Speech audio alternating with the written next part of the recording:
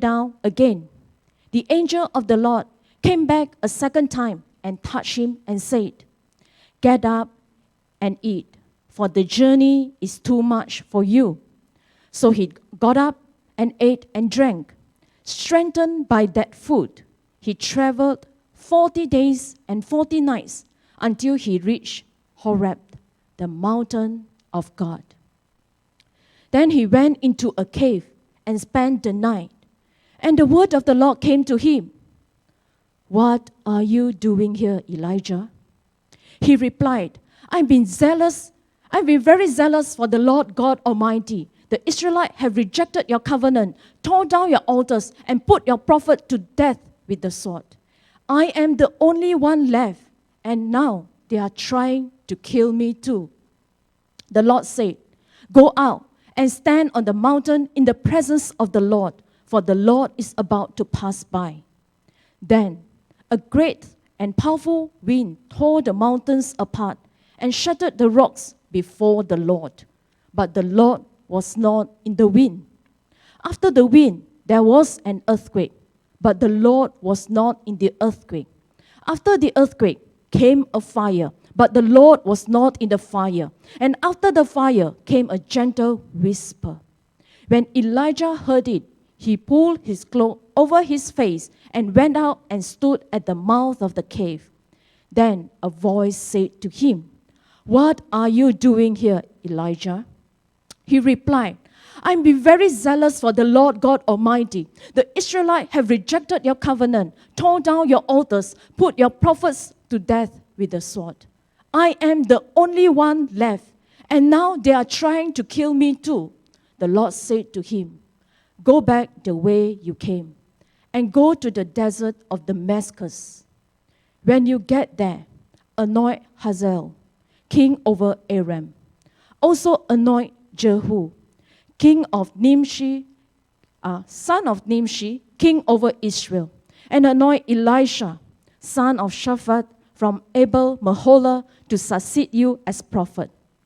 Jehu will put to death any who escape the sword of Hazael, and Elisha will put to death any who escape the sword of Jehu. Yet I reserve 7,000 in Israel, all whose knees have not bowed down to Baal, and whose mouth have not kissed him."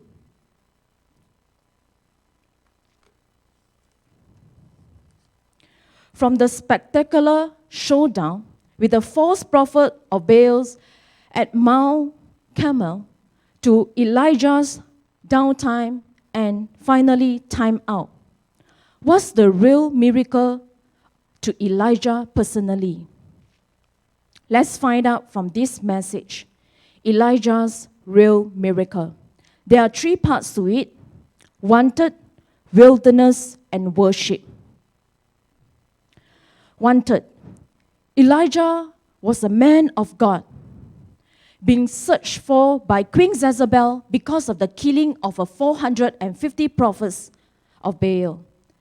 And as a prophet of God, the Lord sent prophet to call king, people, and nation back to the covenant loyalty, obey the command of God, repent, turn around, and follow God. Many a times, their warning fell on deaf ears. King Ahab was the 8th king of Israel, the northern kingdom. As a king, he was responsible to God and his prophet Elijah, but he was married to Jezebel. Jezebel was the daughter of King Ethbaal of Sidonians. Jezebel introduced her Phoenician cult of Baal into Israel. Baal was the god of thunder and the lord of rain and dew, also considered to be a lord of heaven and earth, god of the harvest, controlling the fertile soil in Canaan. So, as a prophet of God, there was promptness in immediate obedience to every instruction from God. In chapter 17 of 1 Kings, Prophet Elijah was sent to confront King Ahab. He told the king that there would be no rain for several years. God provided for Elijah through the ravens, the unclean birds, and a widow at Zarephath in the region of Sidon. In chapter 18, after a long time, in the 3rd year, Elijah presented himself to the king and said, "The Lord will send rain on the land." Elijah challenged the 4 prophets at Mount Carmel. With great power from above, the one true God answered by setting fire to the wood. After having heard from her husband about the death of her 450 prophets of Baal, Jezebel threatened to have Elijah killed by the very next day. So, the same promptness urged Elijah to flee. Elijah was afraid. He fled for his life. Elijah was terrified, frightened, and feared. Why? Because Jezebel was an evil person. Are you sure? An anointed prophet that called fire from heaven, ran for his life. Yes, ran away from Jezebel, ran towards a destination, Beersheba in Judah. And Elijah left his servant there. Without delay, no mention he prays, but wait for God to say, Elijah straight away left. Elijah left straight away. Okay, I read again because it's like, without delay, no mention he prays, or wait for God to say, Elijah left straight away. Being the chosen mouthpiece, an anointed instrument in the hand of the Master, doesn't guarantee that our lives would be free from problems. Even a prophet, man of God, was not spared.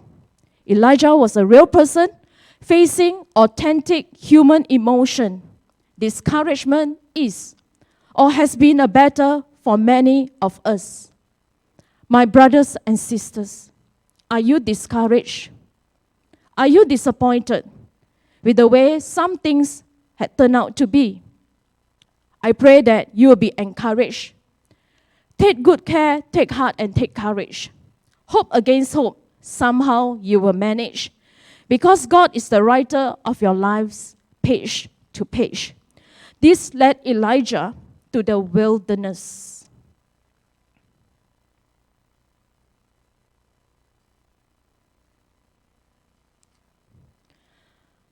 In the wilderness, Elijah prayed that he might die. I have had enough, Lord. Take my life. I'm no better than my ancestors. God was patient with Elijah's state of mind, time of prayer, emotional turmoil deep within him. Elijah had his safe place to be vulnerable before the Lord. He could share his authentic life truthfully with the Lord. There was nothing to hide. Extreme tiredness and overwhelming weariness got the better of Elijah. Yet, finally, he was able to lie down and sleep, rest in the Lord. So, practical rest, just sleep. Elijah lay down under the bush and fell asleep. He ate and drank and then lay down again. God also provided bread and water, the basic needs. An angel touched Elijah and said, "Get up and eat." There by his head was some bread baked over hot coals and a jar of water. And it happened again, exactly the same. For Elijah, it might be a reminder of how the Lord used the widow in Zarephath to provide for his needs during the drought. The Lord cares for the well-being of Elijah. It was not how much we could or would do for the Lord, but how much He had done for us. My dear brothers and sisters, are we trusting God to give us rest and supply our daily bread? Strengthened by that food, Elijah traveled 40 days and 40 nights from the wilderness to Mount Horeb, approximately about 260 miles. That is about 418 kilometers. In the Bible, Number 40 signify trials, testing, and a period that comes before results. Elijah's 40 days and 40 nights journey may represent a long journey rather than a literal description. Anyway, I would take it as Elijah just walked according to his ability and pace, kind of a preparation towards something ahead. Elijah was focused, determined to reach his destination. He needed to encounter God in order to carry on the next phase of his life and ministry until he reached Horeb, the mountain of God. Horeb is another name for Mount Sinai.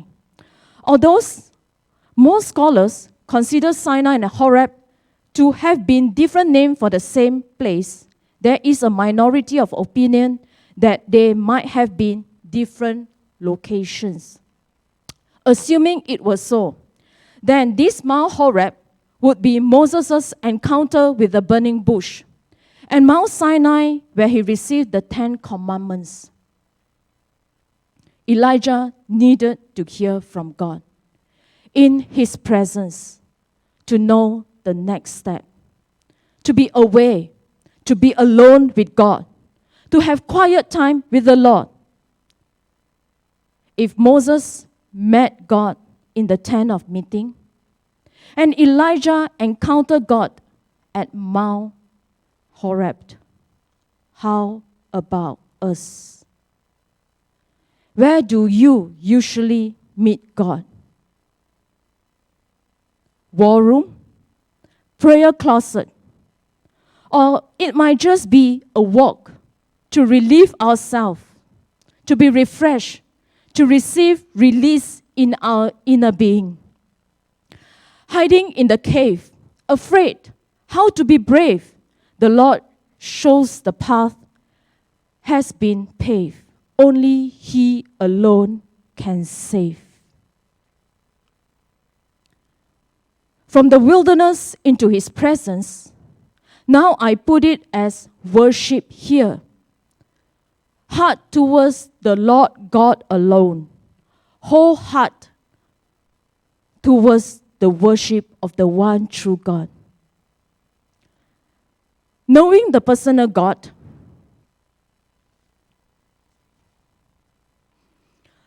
although He is all-knowing, all-powerful, and all-present God, yet He is still interested to commune with us.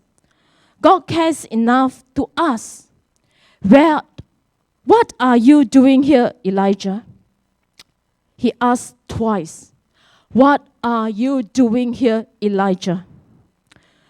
He is a personal God. He is also mindful of each person. God is close by. He is near us. He is with us. Do you know God? Or we know about God? He seems like a far away God, so we just know Him from a distance. The Lord was not in the wind. The Lord was not in the earthquake. The Lord was not in the fire, but a gentle whisper. In Psalms 103, verse 7, He made known His ways to Moses, His deeds to the people of Israel. God specifically revealed His character to His servant Moses, but only generally to the Israelite, because Moses, Elijah, they share a very intimate and close relationship with God, and they commune with Him face to face. We need to draw near in order to know God and His character. The Lord is compassionate, gracious, slow to anger, abounding in love and faithfulness. To hear His gentle whisper, we need to be near and close to Him. My dear brothers and sisters, are we near enough to hear Him? Are we close enough to know Him? As a believer and disciple of Christ, our belief in the Lord doesn't depend on signs, wonders, and miracles. Our faith is in the Lord Jesus Christ. The object of faith is the most important thing. Yes, we may have faith, but whom or what are we truly trusting and believing in? It should be and always will be Jesus and Jesus alone, nothing else and no one else. Elijah had the liberty and opportunity to show his humanity in pouring out. Instead of answering God's question, Elijah tried to explain the reason why he was there. Twice he gave the answer. In verse 10 and 14, he replied, I have been very zealous for the Lord God Almighty. The Israelites have rejected your covenant, tore down your altars, and put your prophet to death with the sword. And I am the only one left. Now they are trying to kill me too. In our time of needs, we just need to be heard by someone. That's enough. Just to have someone to listen to us. This is the Chinese character for the word listen, which is think. You will see from the slide that in this particular character, it is very meaningful with all the needful elements within it. Ears to hear, mind to think, eyes to see, undivided attention to focus, and heart to feel. May I ask you one question? Why so many questions this morning?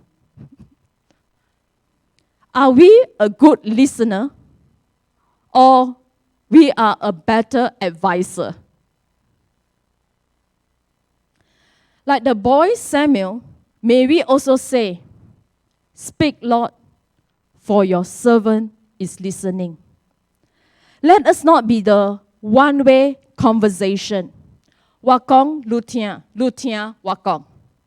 I talk, you listen to what I talk. As we listen to his still small voice, we know of his plan.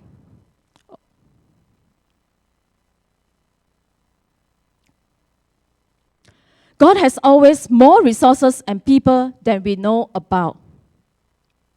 No, it's the continue with my point in worship, the plan. It's now plan what to do next. God has always more resources and people that we know about. He has help available when we least expect it. God asked Elijah to anoint Hazael as king over Aram, Jehu as king of Israel, and Elisha to succeed Elijah as a prophet. God had all planned out. He provided for us in ways that go beyond our narrow definition. In God's presence, we come to a proper perspective of ourselves. We are not the only one left. God said, I have reserved 7,000 in Israel, all whose knees have not bowed down to Baal and whose mouth have not kissed him. And there was also Obadiah, a devout believer in the Lord. Obadiah had taken 100 prophets and hidden them in 2 caves, 50 in each, and had supplied them with food and water. Most probably, due to Elijah's stressful and desperate situation, he couldn't and didn't think about the whole matter or think through properly. He thought he was the only one left. Elijah might have previously thought he was more anointed compared to his ancestors. But now he realized, I am no better than my ancestors. The obvious is being revealed slowly but surely in God's presence. Be humble to accept the truth. With his still small voice, not other distracting noise. Gentle whisper to the ears as we draw near. It is clear. Elijah was a man just like us. I repeat, Elijah was just a man just like us. Teach us to do your will, for you are our God, and may your good spirit lead us on level ground. Lead us forward on a firm footing. God can raise up anyone to serve him and to do his will. No one is indispensable. Let us not worship, heroize, or idolize a mere man or woman and put him or her on a pedestal high and mighty above the rest. All of us are just human beings. No one is perfect. Each with own limitation and weaknesses. In spite of that, God can still use us as we yield ourselves to him for his glory. Ordinary man in the hand of the extraordinary God. Amen.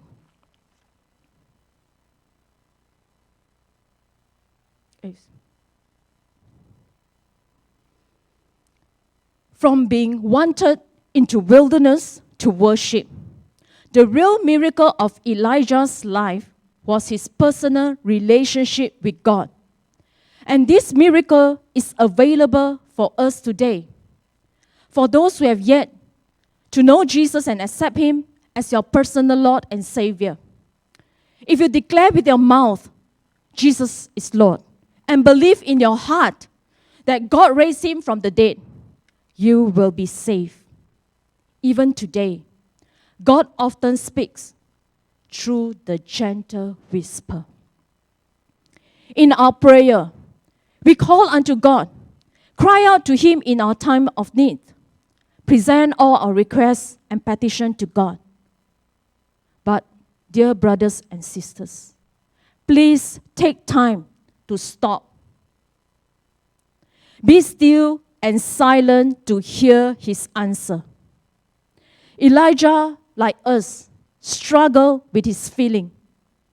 Part of Elijah's loneliness was based on ignorance.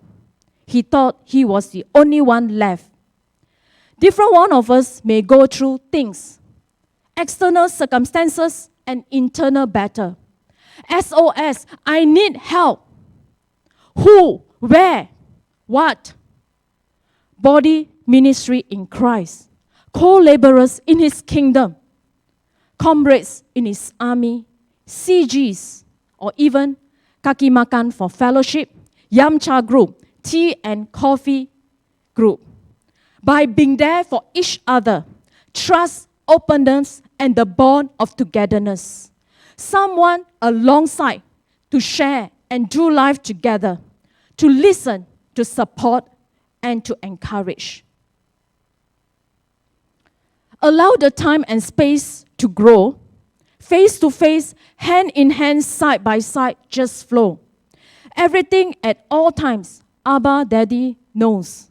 Trust his timing, not too fast nor too slow. The compatible, trustable ones he will show. Some of us may be praying, God, I know so and so in need of a moral support, financial aid, discipleship, the visitation, daily meal, etc.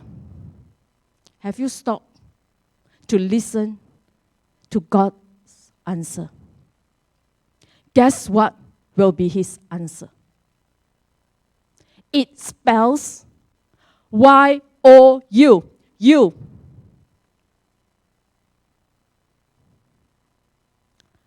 What are you doing here? What are you doing here? And I ask myself this question. What am I doing here in FBBC? No excuse good enough to stop God's plan, purpose in different ones of our precious life here and now. I pray that God grant us eyes to see, ears to hear, lips to speak at the right time. If not, silence is golden. Heart to feel, mind to process, hand to help, and feet to walk the extra mile wherever He puts us. Within our family, in the marketplace, in the community, or wherever. God has work for us to do, even when we feel fear with our own failures, faults, and human frailty, inadequate to fulfill what He has entrusted to us. Example, King Saul. I'm from the smallest tribe, the least family of the tribe of Benjamin. How about Gideon? My clan, the weakest in the Manasseh. I'm the least in my father's house. Moses, many excuses. I'm not adequate for the task. Who am I? I don't know enough. What if they ask me? People won't take me seriously. I'm not eloquent with words, slow in speech. Lord, please send somebody else. And Jeremiah, I am still a youth. I'm too young. As we have heard from last week's sermon, it is not about us. It is all about God. It is His anointing and the empowerment of the Holy Spirit by faith with God's grace. When we are weak, we shall be made strong in Him, through Him, and for His glory. How is your relationship with Abba Father? It is still not too late. It is not how long, but how deep is the communion. No matter how bitter our trials and how seemingly hopeless our situation, we should look to God. Turn our eyes to Him. We may find His providence in some strange yet beautiful places. Let us stand as I pray for all of us, that God will strengthen all of us. Whatever situation that we may be facing today, God is faithful. Amen. Thank you, God. Almighty God, it is our heart desire to share a deeper and more meaningful relationship with you. We want to listen and discern your gentle whisper. Help us to be attentive to your call and receptive to your prompting. Lord, open the eyes of our heart. May we see the many blessings, the divine providence from above, especially the very small ones which sometimes we may have overlooked or have taken for granted. We take captive of and remove any negative thoughts that keep us from receiving and fully tapping into all that you have in store for us. Yes, we are not forsaken nor forgotten by you in our times of needs. You have sent your comforter, the Spirit of truth, alongside us to teach us all things. Thank you, God, for all those you have sent across our path at different seasons for the different reasons. Likewise, make us a blessing out of our lives. May Jesus shine. We pray we will be a blessing to someone today and every day of our lives. In Jesus' name, we do ask and pray. Amen and amen. God bless you.